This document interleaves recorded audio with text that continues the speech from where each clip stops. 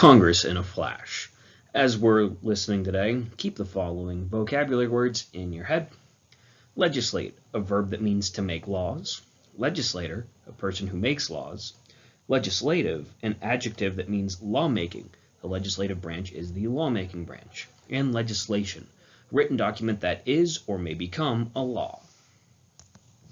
What is Congress? The United States Congress is the legislative or lawmaking branch of our federal government. Congress meets in Washington, D.C. to make federal laws, laws that apply to the entire country. Congress is bicameral, which means it's made up of two chambers, the Senate and the House of Representatives. Each chamber includes elected officials from all 50 states. Congress was created by the Constitution, and that document describes how this branch of government works.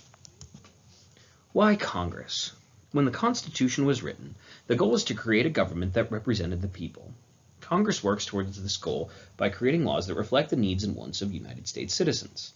The work Congress does serves the nation as a whole. Senators help by representing the needs of their entire state, while members of the House, also called representatives, work for the people in a specific section of their state. How does it work? All of the instructions for Congress can be found in the first section of the Constitution, Article 1. It is the longest section of the Constitution, and it covers a lot of ground. How old do you have to be to serve in Congress? How long do you get to serve? How does Congress relate to the other branches? All of this and more can be found in a close read of Article 1, but this handy chart shows some of the basics. Size. The Senate has 2 senators from each state for 100 total, while the House of Representatives is based on the population of each state for a total of 435. Who qualifies? Senators must be at least 30, a U.S. citizen for at least 9 years, and live in the state they represent. Representatives must be at least 25, a U.S. citizen for at least 7 years, and live in the state they represent. The Senate represents the interest of citizens across their entire state for a term of 6 years, while the House of Representatives represents the interest of citizens who live in their district, a section of a state, for a term of 2 years.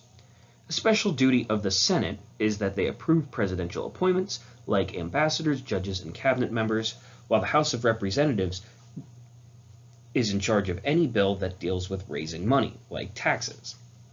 They both play a role in checks and balances and the role in lawmaking. For checks and balances, Congress can call for the impeachment of a president, pass bills over a presidential veto with a 2/3 vote, and create lower federal courts. The president can veto bills from Congress, and the Supreme Court can strike down laws as unconstitutional. And their role in lawmaking is a bill can start in either chamber. A bill must be approved by both chambers of Congress before it can go to the president and be signed into law.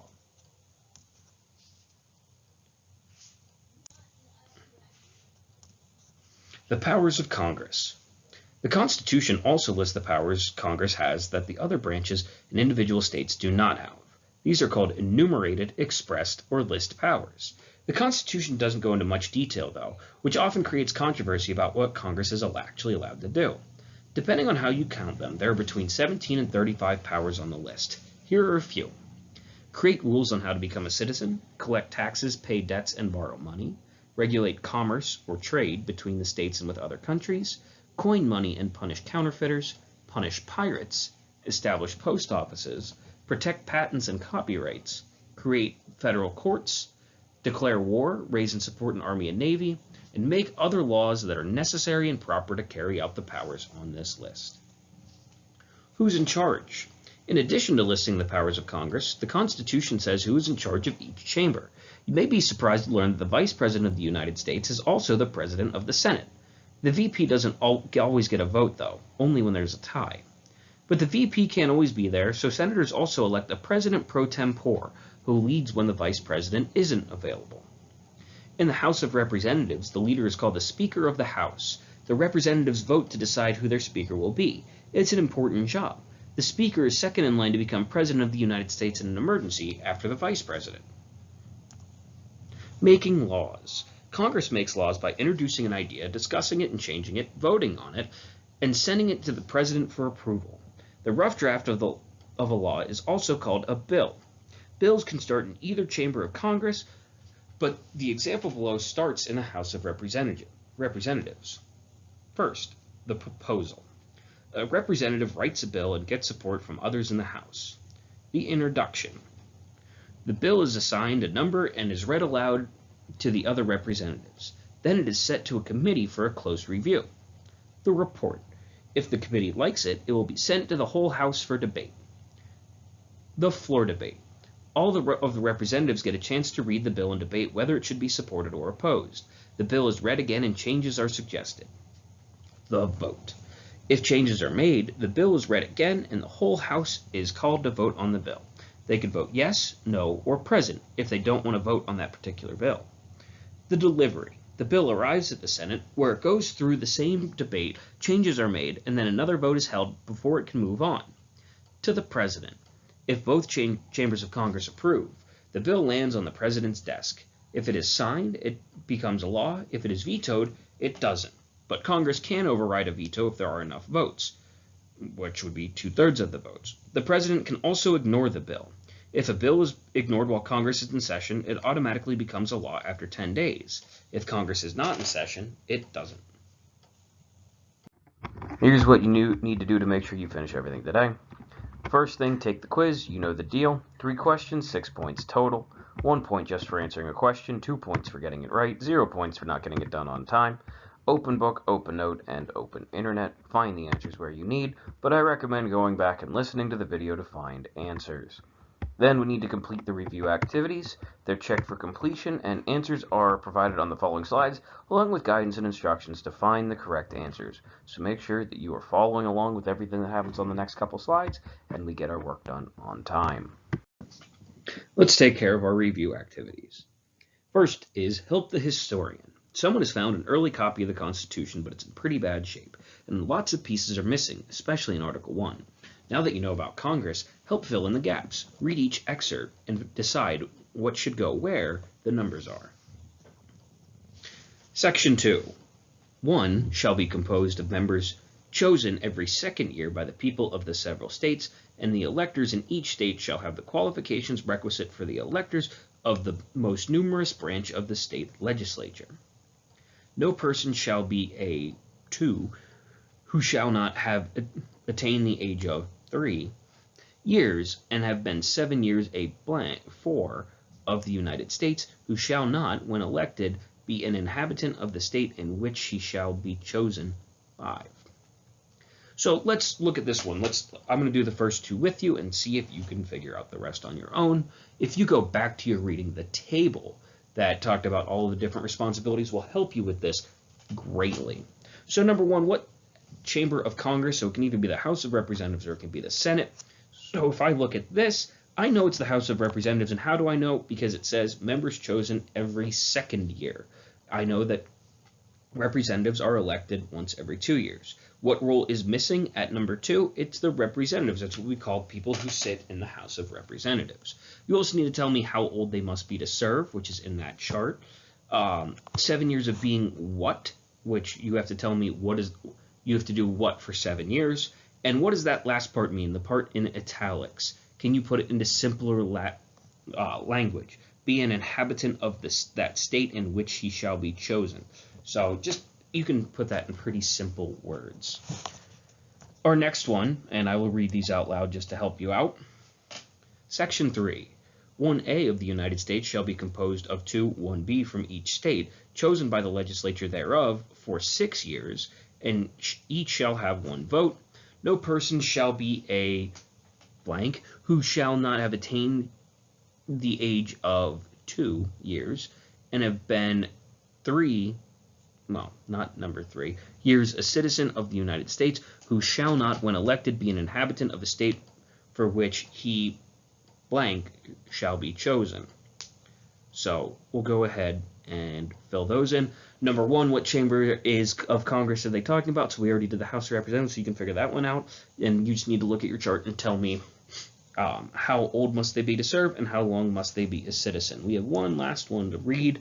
Each House may determine the rules for its proceedings, punish its members for disorderly behavior, and with the concurrence of 2/3, expel a member. So number 1, who makes the rules for how the House and Senate do their jobs? And challenge question, if the Senate wants to expel a member, how many other senators have to agree? So go ahead and read through that one and give those a try. We're on to our last part, just some quick review activities. Who does what? Read each statement and decide if it is the House of Representatives, the Senate, or both. Write the letter on the diagram. So let's do A. Members represent an entire state. Well, I know that the Senate has 2 senators from the entire state, and the House of Representatives, they each represent a district, so that has to be the Senate. Bills about taxes and money must start here. Well, if I know we're talking about taxes and money, that's talking about spending and where the money comes from, so that has to be the House of Representatives. Approves presidential appointments. Well, both of them don't vote on that. It is only the Senate that gets to vote on those.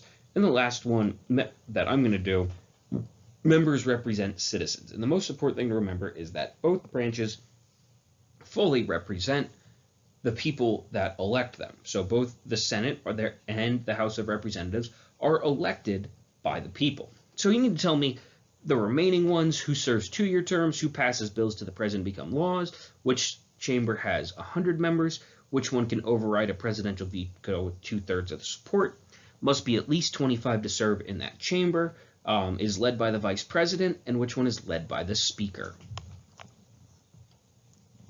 Then next, you get to see what it's like to actually make a bill. Compromise. Just because Congress is made up of 2 different chambers doesn't mean that they don't have to work together to get the job done. Read through each version of this imaginary bill to see where common ground might be found. So we have to read both bills. We have a House version of an education bill that says they're going to increase funding for after-school activities, encourage teachers to fundraise for classroom materials, extend the school year by 10 days, lengthen the school day by 1 hour, or allow students to create their own classes. The Senate version of the education bill says that they want to cut funding for after-school activities, encourage teachers to buy classroom materials with their own money, extend the school year by 6 days, require the school day to start earlier, and improve school lunches with more local produce.